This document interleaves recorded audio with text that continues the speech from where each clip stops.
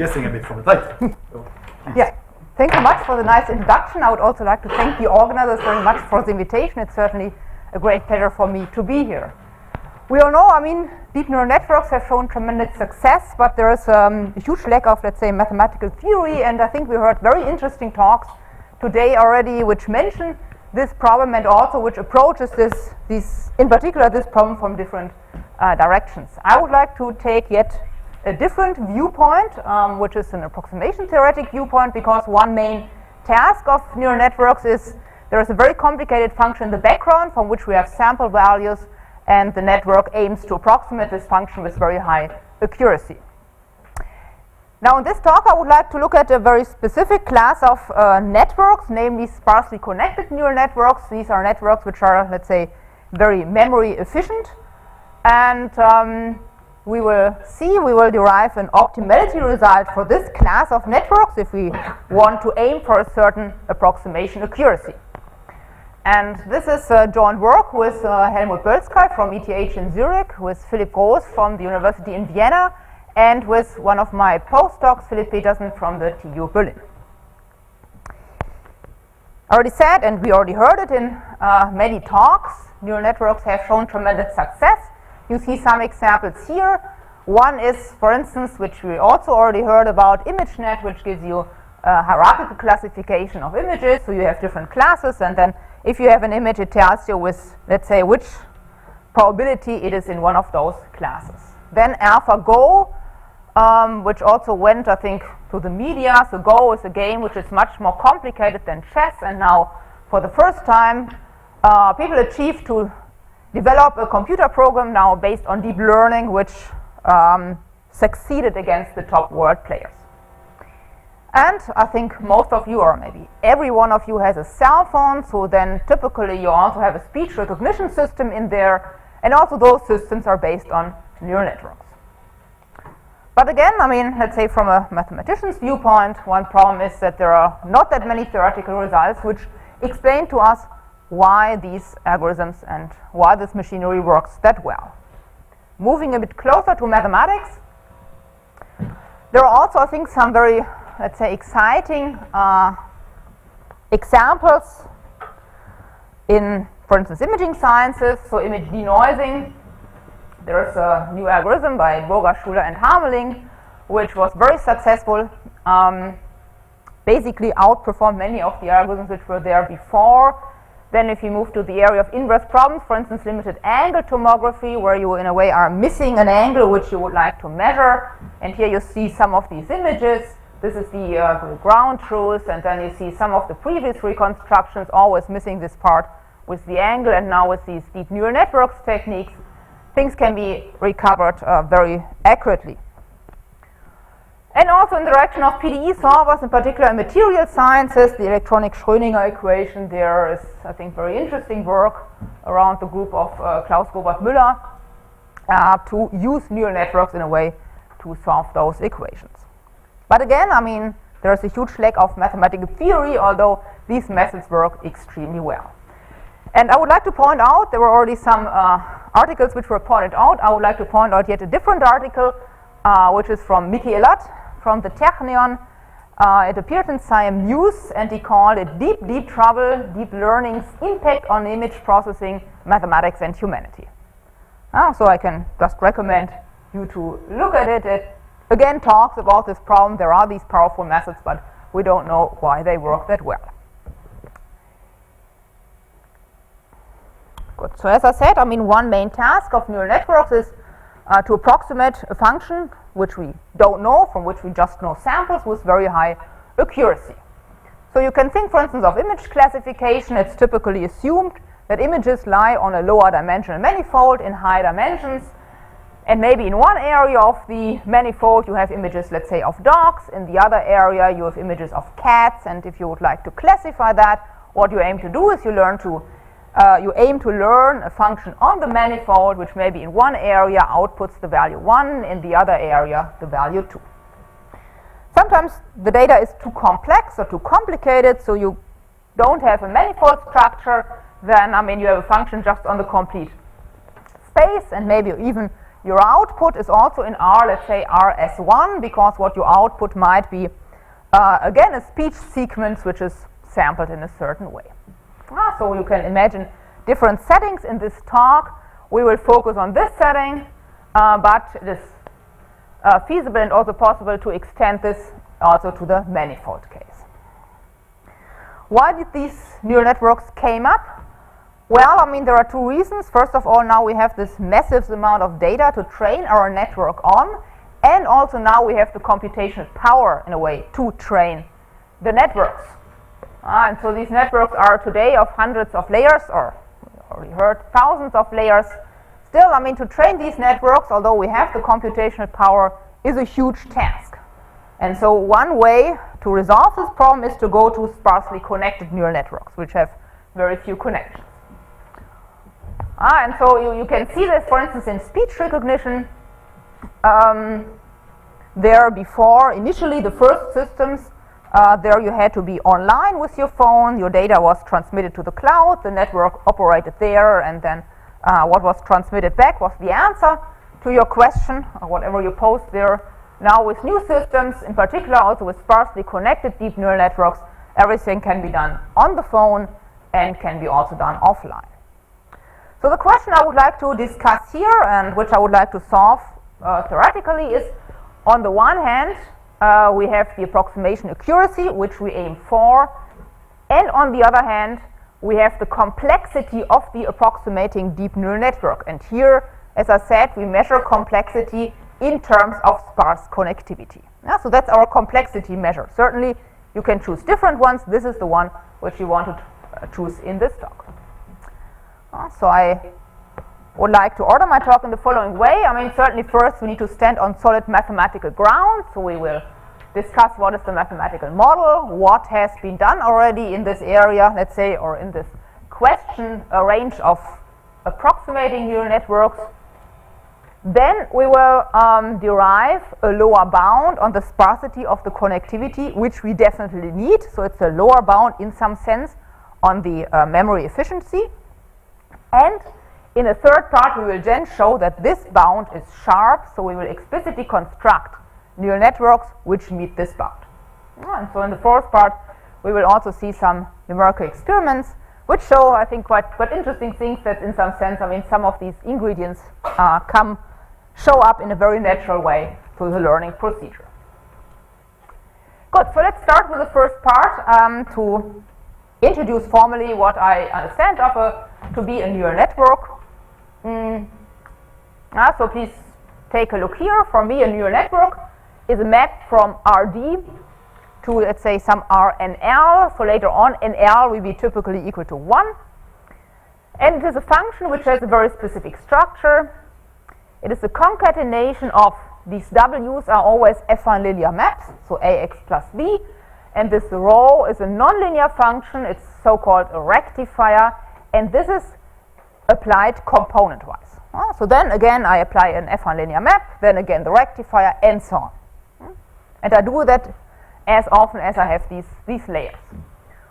So there is a connection, and we will be a bit more explicit on the next slide to, let's say, an image of this form, where here you have the input data. Let's say here you have something in R4, then you map it to R5, and these connections mimic what this affine linear map does, and then you apply in here the rectifier and continue going. So important for us will be the input dimension, so the dimension of the input layer, the number of layers. The number of neurons is just the sum over all neurons, basically over all dimensions which we have. We have rho, which is always this nonlinear function, and then we have the affine linear maps.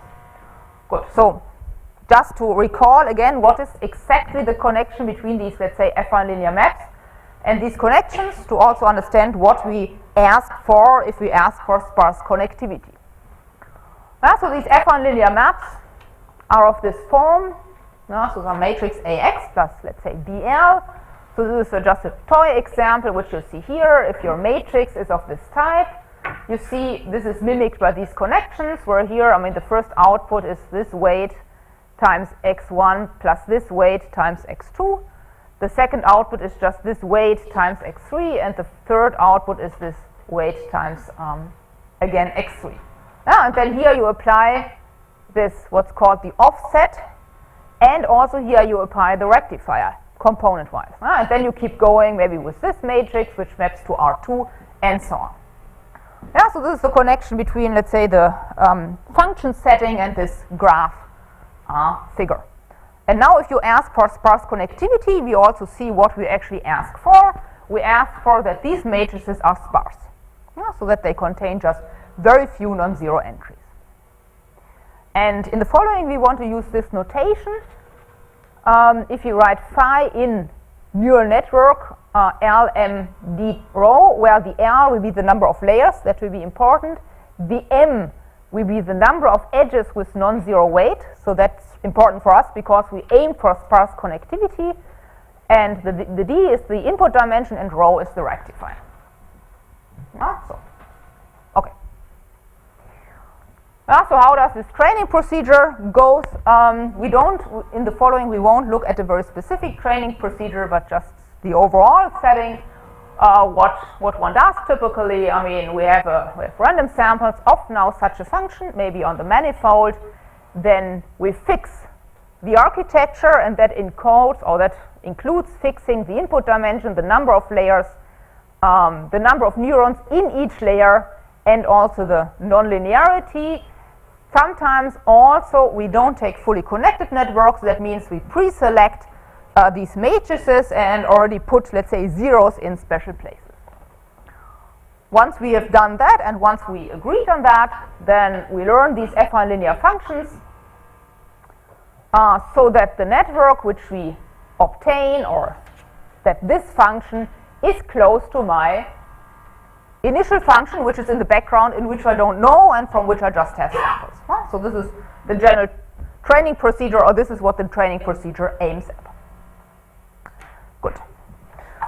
So now I said I'm interested in looking at approximation properties, or let's say the approximation power of neural networks. And certainly we are not the first to do so. There is what's called the universal approximation theory. So let's take a look at what this says.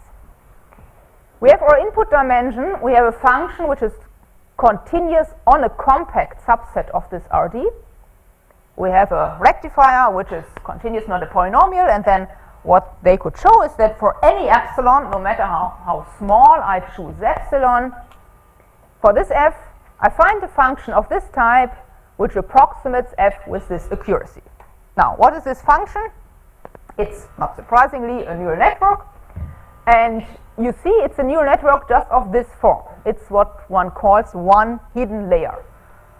So you see here, you apply this affine linear map. That's the first part. Then you apply the rectifier. That happens here. And then you sum everything up. That happens here. So basically this says that no matter which function you have, if it's continuous, then you can always approximate it with a very easy neural network, which is what's called a shallow network. So it doesn't have many layers, it just has one hidden layer. So it seems the problem is already solved. We know everything. But I mean, if that would be the case, I guess I wouldn't stand here, or the talk would be very short. So what is the problem, or what is one problem here? What we don't know is, for instance, what is the connection between the accuracy which we have and the number of neurons. Or, let's say in more high-level terms, what is the connection between the approximation accuracy of my neural network and the complexity of the approximating deep neural network? And there are various ways to measure complexity. As I said, later on we will measure it by sparse connectivity. Good. So let's just on one slide briefly recall what people did in function approximation, because then we will take this concept and transfer it to the neural network setting. Okay, so what is, let's say, the classical setup there? Well, I mean, you have a class of functions. Let's now stick with L2RD, which you're interested in, which you want to approximate. And you have a representation system, your favorite one. I don't know, wavelets, shearlets, curvelets, whatever you can think of. And then you would like to approximate this function class with this representation system. So how do you go about measuring how good these representations are? Well, I mean, what we do is, for each f, we can approximate this f. So for each f in C, we can approximate this with a linear combination consisting of, let's say, capital M of these elements. And I want to do it in such a way that I get the best approximation. So this is what you see here, the error of the best m-term approximation. The best way I can approximate f with m terms of my system. Then, certainly, I can let m go to infinity. This will converge to 0, because, I mean, the error will become arbitrarily small if this is a, let's say, a complete system. And I want to do it uniformly over the whole class. And I will get a rate at which it converges to 0, and the largest gamma possible determines then the optimal approximation rate of this class with respect to this representation system. If I do this study, what I do basically is I relate the approximation accuracy to the complexity of the approximating system in terms of sparsity in that case, because what I aim for is I would like to have representation or approximations with very few terms. Okay, so that's the approximation viewpoint that has been studied for many, many years. Now let's transfer this to the neural network setting. And again, remember, our complexity measure is sparse connectivity. Okay, so I have now my class of functions. I fixed my rectifier. Then I take my f, or one f of my class of functions, and now I approximate it by a neural network. Here, I don't care how many layers it has.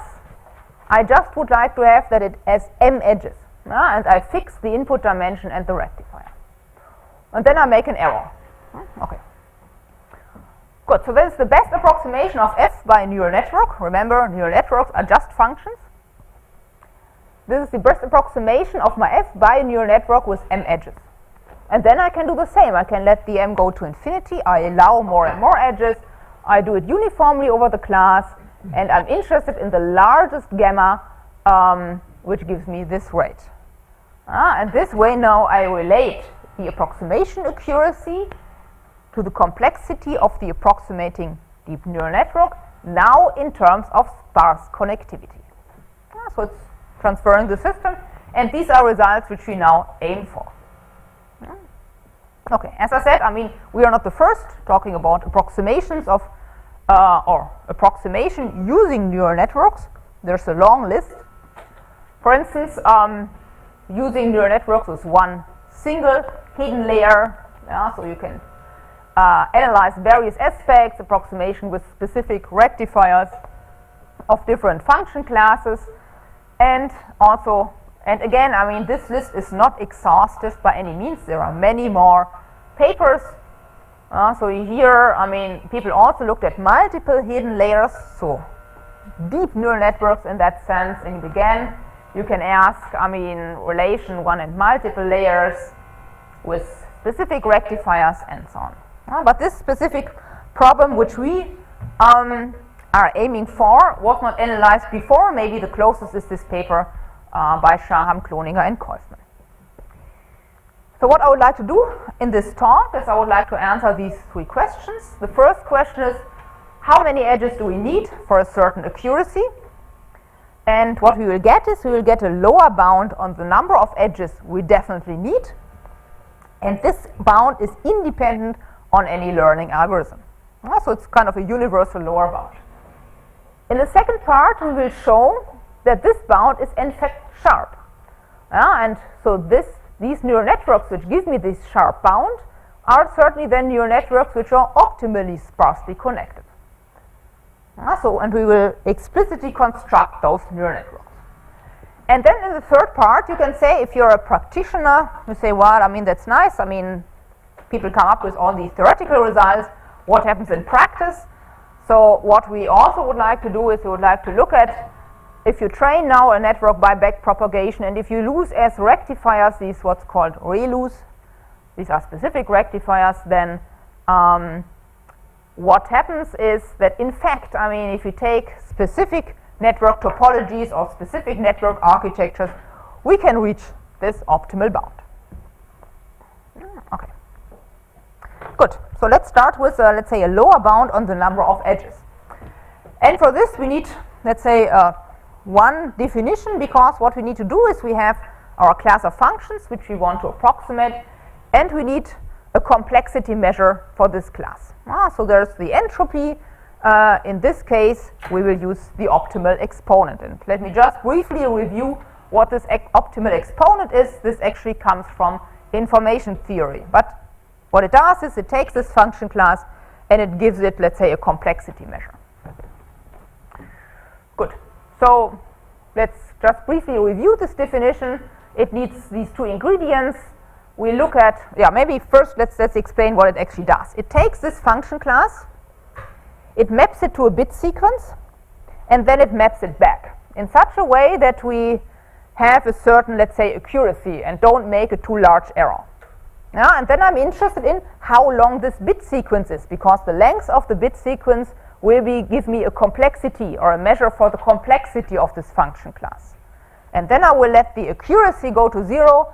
This bit length will go to infinity, and the question is at which rate does it do that.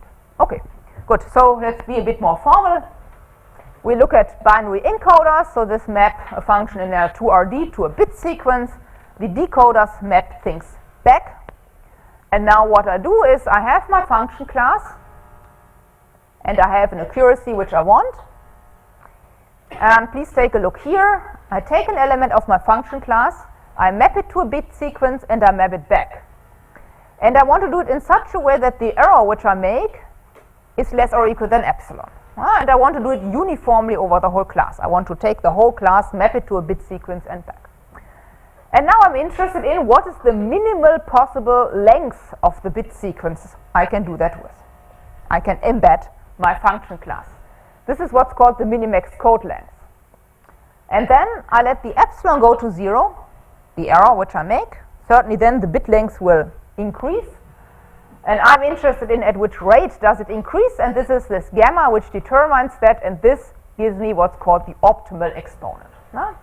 So just think of this as I said here, a measure of the complexity of the function class. And you can compute this measure.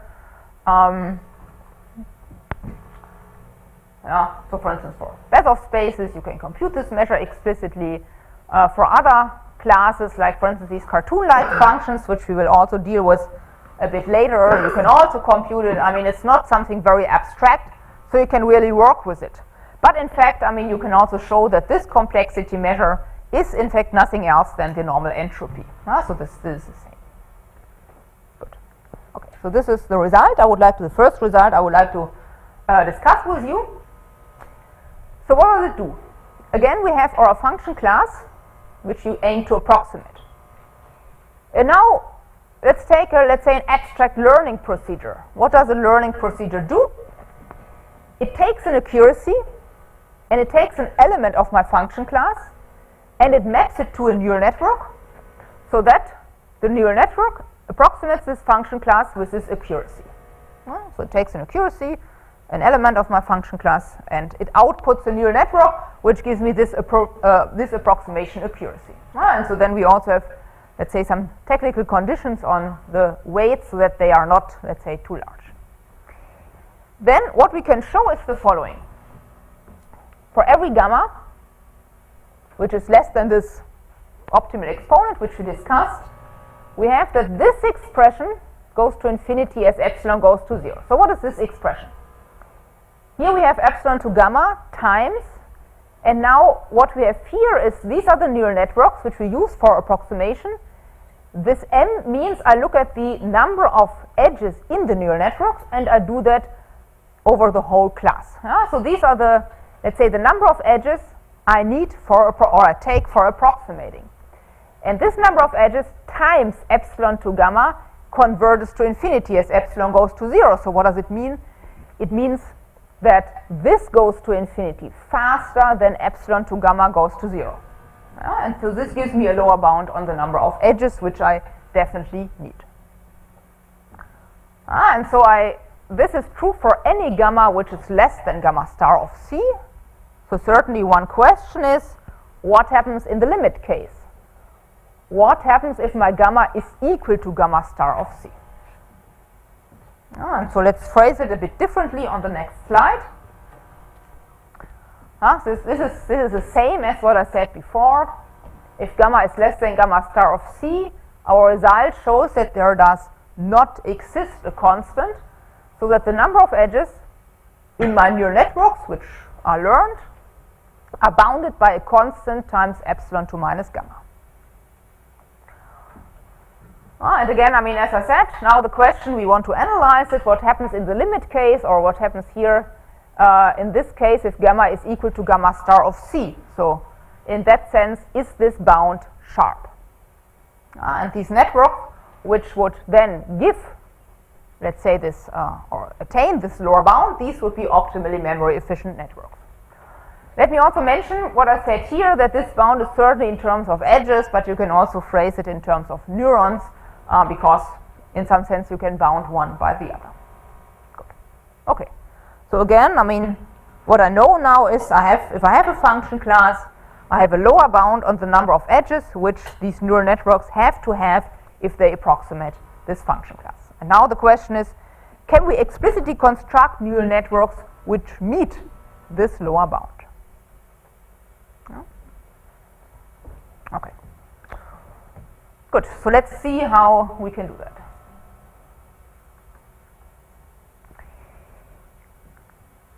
So the idea is the following. I mean, we have all these tools, let's say, from approximating function classes by representation systems.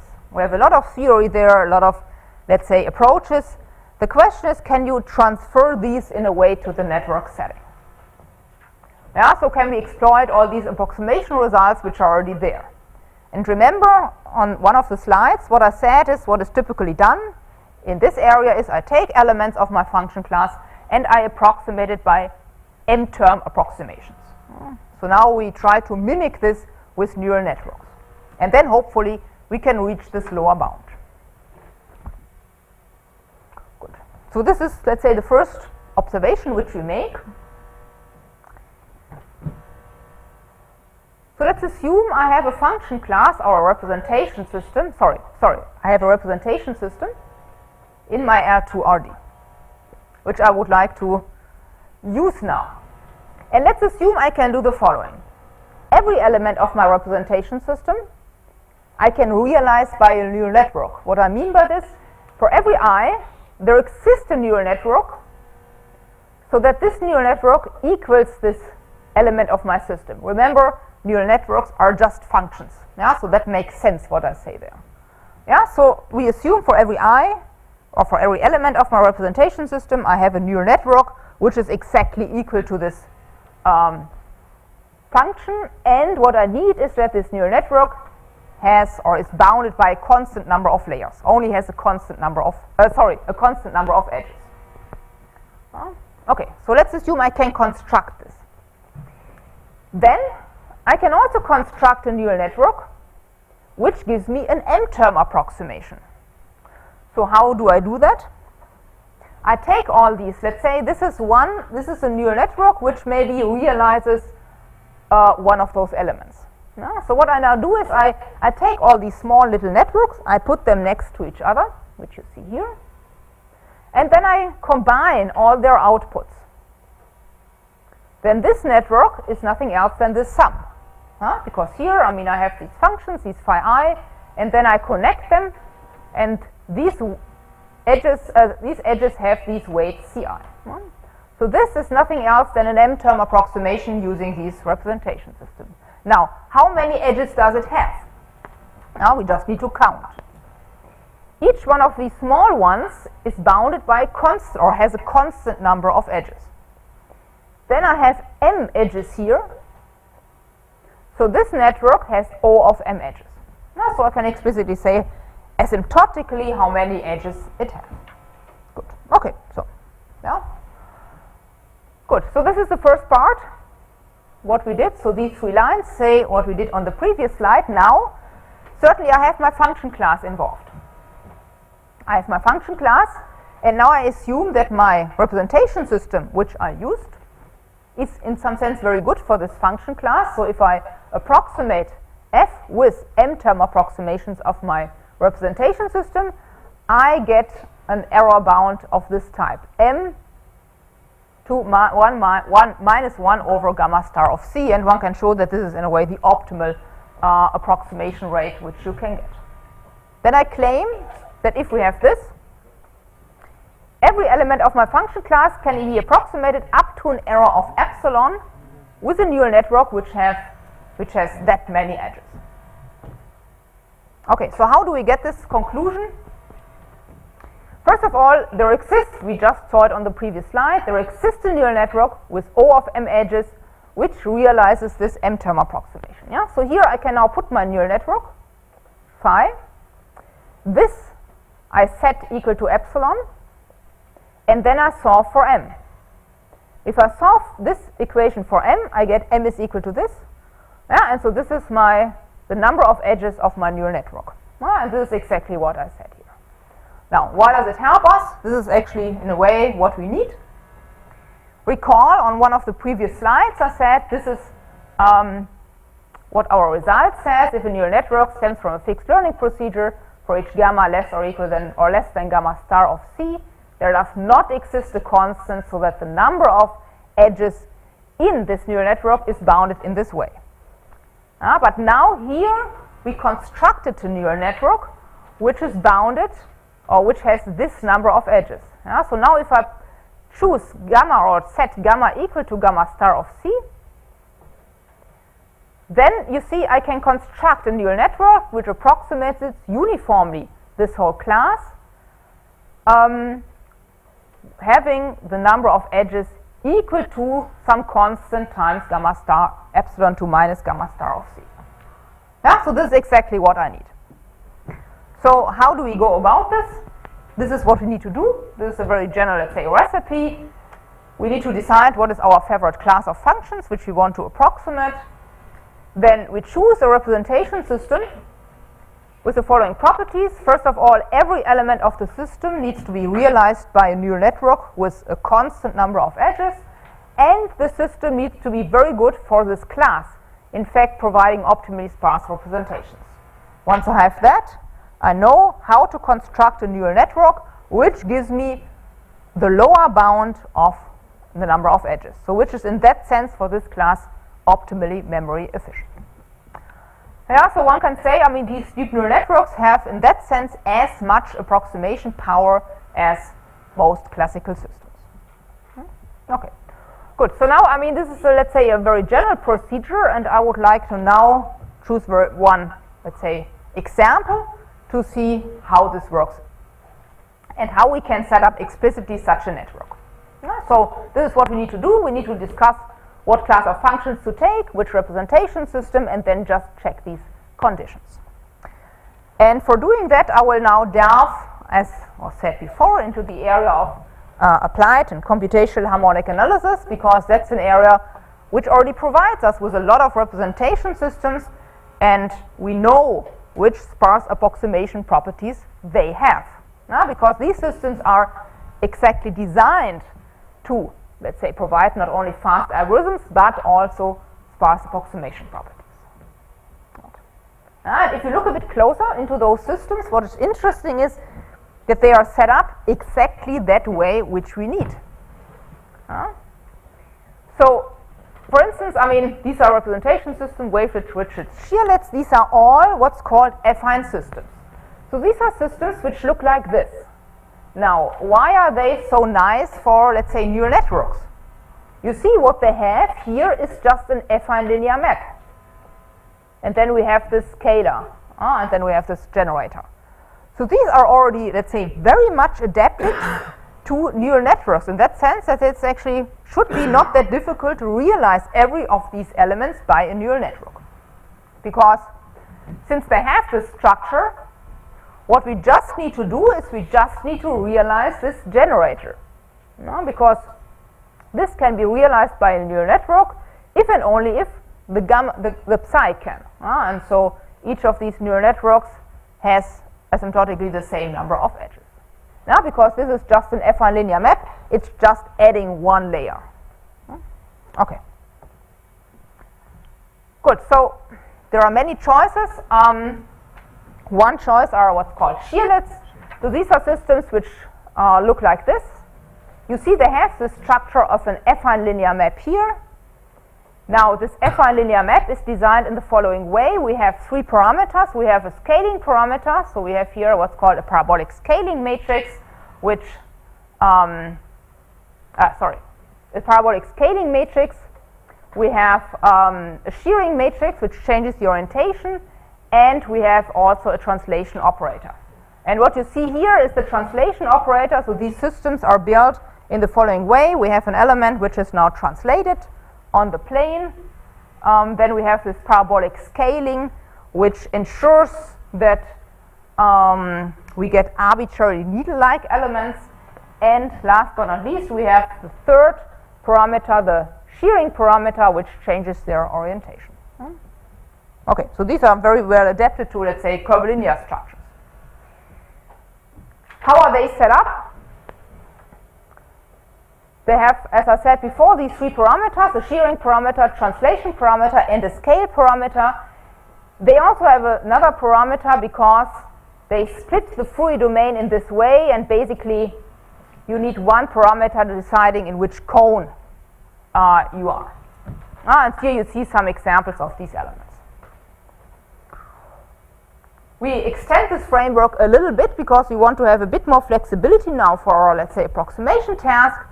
So what we do is we don't use not only this, what I said, parabolic scaling, but we also would like to be more flexible in that sense, also including, let's say, isotropic scaling like wavelets. So we introduce a parameter now, which measures the degree of anisotropy, and you see it in this matrix. If alpha is equal to 1, you get here 2 to j, 2 to j. That's the scaling you get from wavelets. If you take 1/2 here, you get the scaling you get from shearlets and curvelets. And if you take 0, you also get ridgelets, which are just ridge functions. So this alpha, in a way, adds, let's say, a degree of flexibility for concerning the anisotropy, which you explore. And so these functions, you see it here, I mean, they have a length of 2 to minus alpha j and a width of 2 to minus j. And so this is the formal definition now. I don't want to delve too much into the details because it might be a bit technical. So here you see what you see if you set up this system. This is actually what you already saw from the previous slide. You see here this affine linear map. Again, the shearing matrix, the scaling matrix now with respect to this parameter alpha, and the translation parameter with this scalar before, which is just a normalization constant. Good. Okay, so this is the system we want to take, what we call alpha shearlets. Okay, so now which function class is, let's say, these are, in some sense, or for which function class are they optimal? There's this function class which is called cartoon-like functions, introduced by Dave Donahoe in 2001. You can extend this also to this alpha case. And how these functions look like, you see here, they are built from two functions, f1 and f2, which have a certain regularity. And you have this area B, which is bounded by also a curve which has a regularity depending on alpha. And then you build this function, f, and they look mainly like this. So they are compactly supported on the unit square, and they are smooth outside and inside, and then you have this boundary curve which has a certain regularity. Yeah, and so you can view this in some sense as it's one possible model for images, in that sense, in images which are governed by edge-like structures. For this class of functions, which is now our class of functions which we want to approximate by neural networks, you obtain this result. So these alpha shearlets are optimally adapted to this class of functions. They give these optimal sparse approximations. So you can choose the generators compactly supported and so on, and then you see here the error which you make if fn is the best n-term approximation decays in this way, and this is the optimal rate. So I don't want to go too much into the details there. But what you see is now, I mean, in our, let's say, recipe or procedure where we are, we determined our class of functions which we are now interested in, these alpha cartoon-like functions, and you can also see, I mean, as I said, these cartoon-like functions are in a way piecewise smooth functions. So also, for instance, classification tasks are of that type. We chose our representation systems to be alpha shearlets. These systems provide optimally sparse approximations. So the only thing which we are missing is we need to realize every element of these alpha shearlets by a neural network. But I mean, we are already one step further there, because what we just need to do is we need to realize the generator. Remember? Okay, good. So that's the next task. And there we can, let's say, rely on some ideas which were introduced before. In fact, I mean, this dates back to the PhD thesis of Jan Le Cun from 1987, and then it was further developed in this paper by Shaham, Cloninger, and Koifman. So what was done there was the following. So Shaham, Cloninger, and Koifman, their goal was to build wavelets. So what they did was they took these rectifiers, these ReLUs. You see, it's just the max of x and 0. If you plug them together in a nice way, in fact, in this way, then this t looks like a little bump function. So you can, if you assemble them in a nice way, you get a little bump function. Now, you can go to 2D. Yeah, okay, sorry. Maybe I should also say this can be then constructed by a two-layer network, because here you see this is the first layer. These are these affine linear functions, and then you combine them. That's the next layer. Then you can make a 2D bump out of it by, again, combining it in a nice way and applying this rectifier. So get a 2D bump. Then if you shift it around and sum it up, then you get what's called these vanishing moments. So this psi, in the end, what they got can be realized by a three-layer network. Yeah, we cannot do exactly the same here, because for our theory we actually need differentiable functions. So this doesn't work with these functions. So what we do is, for our theory, we modify this function slightly. We add a bit more, let's say, in that sense, maybe flexibility. So we make this smooth here. Then we basically produce or proceed somehow similar to these steps. And in the end, what we get are our shearlet generators. And again, these can be realized by a three-layer network with a constant number of edges. Okay. Now we can put everything together, and we get the result which shows us that these networks which we constructed indeed provide or match this lower bound concerning the number of edges, so concerning the sparsity of the connectivity. So we take our admissible smooth rectifier, we take an accuracy which we aim for, then there exists a constant, so that for every element out of my function class and for each n, I find a neural network which has that number of edges which approximates my initial f with this accuracy, and this is in fact the optimal rate, because this 2 alpha is nothing else than this gamma star of my function class. Yeah, and remember, what we need is we need that the accuracy is less or equal than a constant times n to the minus 1 over gamma star of this function class. Yeah? So in fact, I mean, up to this epsilon which you see here, this is a network which is memory optimal for this particular function class. Okay. And certainly, I mean, there are other ways to do this, to go about this program, which I introduced. Yeah, so we can take different rectifiers, which you see here, and then we use different, let's say, for instance, B-splines to build our networks. And let me also add, I mean, these results can be extended to the manifold setting, so where you learn functions on manifolds. For instance, you have a manifold in, let's say, in RD with dimension m. Then there's a general way, it's a bit more sophisticated than I say on the slide, to extend these results to that setting. So you also require certain conditions on the function classes, but we are currently writing this up. This is joined with Boubacar Ba and one of my PhD students, Sandra Kuiper, that these results can be also lifted to that setting. Good, so finally, let me also show you some numerical results. And what I would like to do is I would like to analyze, if we now just take backpropagation as our training algorithm. Remember, before we didn't talk about a specific algorithm.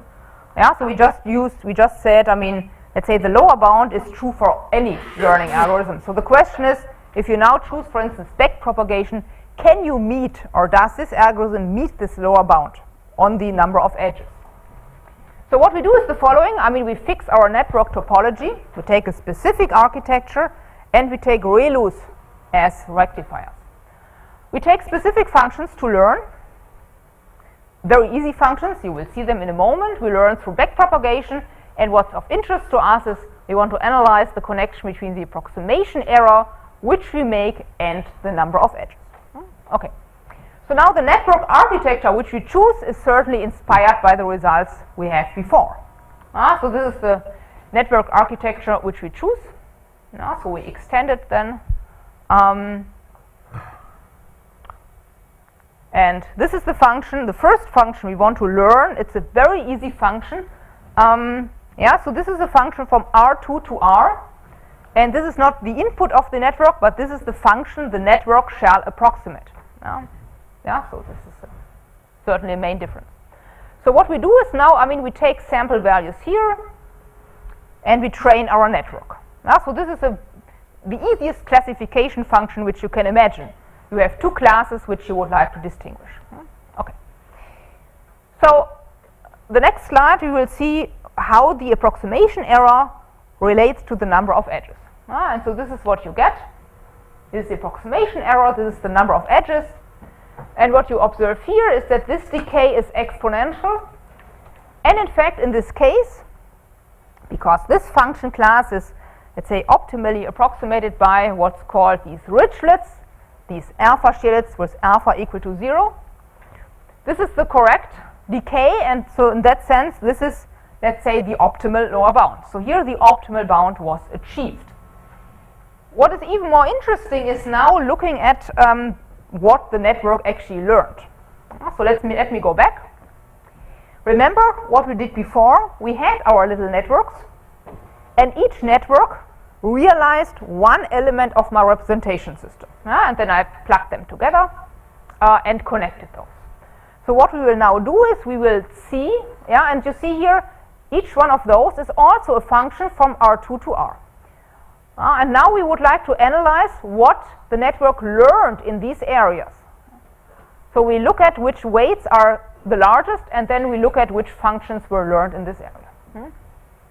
And so what we get are functions which look like this. And this is, I think, I mean, we were actually quite surprised and quite excited, because these are actually functions which look really like Richlets. Like those functions which we know from applied harmonic analysis, which produce these optimal approximation rates for this specific function.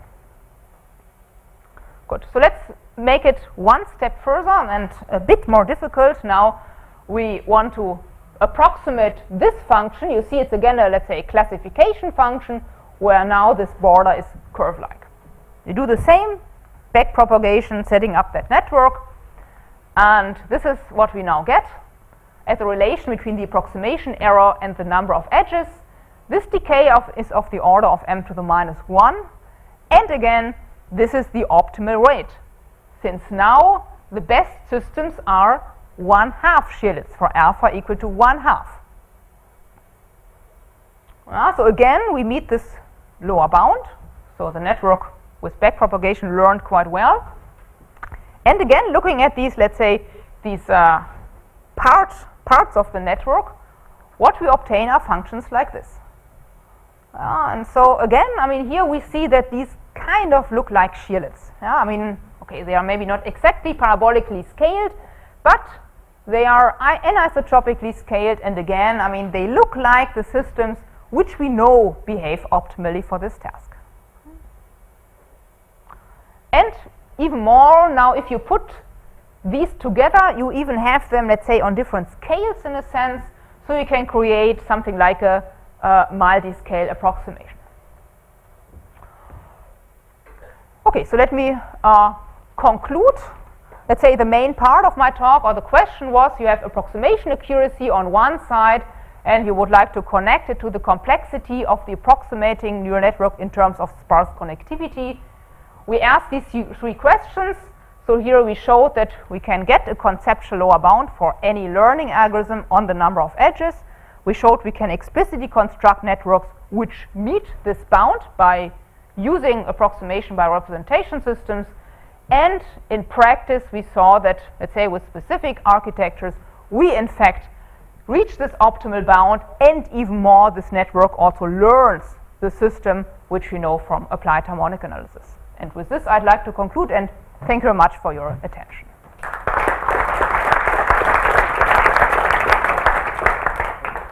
Are there any questions? Is the sparse connectivity preventing you from overfitting? Meaning that if you change a bit your f that you want to approximate with your neural network, are you going to have the same approximation or a totally different one? You know, this is the experiment where you have a dog, you put an invisible noise, and then the neural network is going to say this is a cat. So you think it stabilizes this in some sense? Yeah, I'm asking if so, yeah, I mean, first of all, this was not, let's say, the goal with this study, in some sense, to check that. So in general, I mean, I don't think that's actually the main part, or let's say the main goal, to introduce this sparse connectivity to get additional stability. I mean, to the best of my knowledge, I don't think that adds that level of stability. Yeah, so here, in a way, the main goal is to have a network which you can also efficiently train, and in particular, which you can efficiently store. So when you reduce the number of edges, is there, I mean, there's many different networks that have the same number of edges. Is there a way to decide which network is better in terms of, because I can have a network which is all straight, all the way to the end, one edge every time, or I can have one that just opens at once, basically very deep versus very shallow, it's the same number of edges. Absolutely. So for our lower bound, we don't, or let's say it's not that sophisticated that we can say, we can tell the difference between shallow and deep in some sense. So what we do is we count the number of edges as a total. And you think that's sufficient? You think this is to give you a reasonable estimate, or? So, I mean, certainly, I mean, what we also want to do now based on this is then, I mean, to be, let's say, a bit more specific there and say, I give you a number of layers, let's say k, what is then a lower bound on the number of edges? Yeah, so this is the next step. But I mean, here, as I said, I mean, this is a lower bound which does not, let's say, take care of how many layers you have. But certainly, I mean, this is an interesting next step, and this is also something which we are working on right now. Thank you. I think, okay, one more. And in practice, a lot of people use CNNs. And your approximation theory says that basically, especially the numerical results, that some of these bases come back and are automatically found via good rates. What would your implication from, let's say, your findings? Should we search for alternatives to CNNs in practice, or is that not suggested by your results? So first of all, I mean, these bounds which we have here also hold for CNNs. I mean, they are studied in general sense, but they also hold for CNNs. So as I said, I mean, what we get in the end, I mean, these results, when we learn these algorithms, they are approximately equal to these functions which you obtain. The hope is that in the end, I mean, you could use this maybe and improve also neural networks in a sense. But I mean, right now, I don't think there's a way to, let's say, substitute those. What would be needed to make the information theory so specific that it could see the strength of CNNs specifically? Or do you think that's not possible? So can you boil down your theory to something that captures CNN quality? Oh, I see. It's a similar question that LDAT has, but just on the kernel functions, and I think the same you could ask for activation functions. Yeah, that's true. Yeah, but I think it's not powerful enough right now to, in a way, go in that direction. So I think there's more research needed to be done. But so I think at this stage, I mean, it's difficult to say in that direction. But very short one. Okay, sure. Inends are in a sense just weight sharing, right? It's a form of weight sharing. Yeah. Do you think you could generalize this to, in general sense, the shared weights in a sense? Now you have a number of edges, and these have one weight each, basically. Could you generalize this to weight sharing in some sense? You have the same weight but for multiple edges. Oh, I see. So you mean in general the procedure to set up the networks? I think it's, yeah, I think it could be feasible. I will need to think about it, but I think that might be an interesting direction. Yeah, thank you. There is a coffee break soon, so Okay. we can continue discussions then. Let's thank Gitta one more time.